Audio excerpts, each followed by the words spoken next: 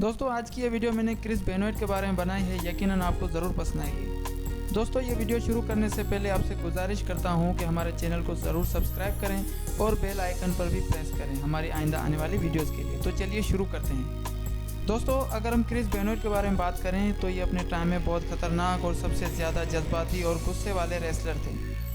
इनके गुस्से की वजह से तमाम रेसलर्स इनसे बहुत ज़्यादा डरते थे। इन्होंने अपनी ताकत, जज्बात और गुस्से की वजह से बहुत सारी कामयाबियां भी हासिल की, लेकिन शायद इसी ताकत, जज्बात और गुस्से की वजह से अपने ही बच्चों की और खुद की जान ले ली।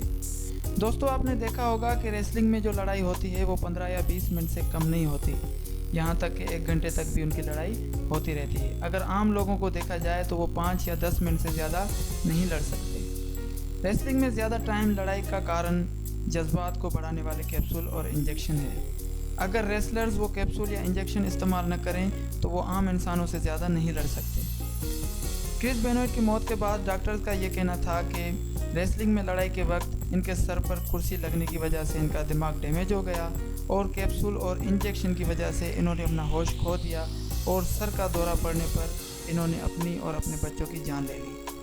दोस्तों अब मैं आपको इनकी पर्सनल डिटेल और रेसलिंग कैरियर के बारे में बताने जा रहा हूँ। दोस्तों क्रिस बेनोइट का असल नाम है क्रिस्टोफर माइकल बेनोइट। इनका कद 5 फुट 11 इंच है और इनका वज़न 100 किलोग्राम है। इन्होंने अपनी ज़िंदगी में 2 शादियाँ की और इनके 3 बच्चे भी थे। इन्होंने अपनी रेसलिंग का डेब्यूट 1985 को स्टैम्पेड रेसलिंग में किया और 1999 तक ये वहाँ रेसलिंग लड़ते रहे।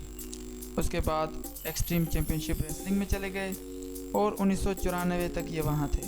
उसके बाद 1995 में WCW में डेब्यूट किया और साल 2000 तक WCW में रहे। फिर उसी साल WWF में इनको डेब्यूट का मौका मिला और WWF में आने के बाद ये बहुत कामयाब होते रहे और WWE रॉयल रंबल 2004 में ये WWE वर्ल्ड हैवीवेट चैम्पियन बने।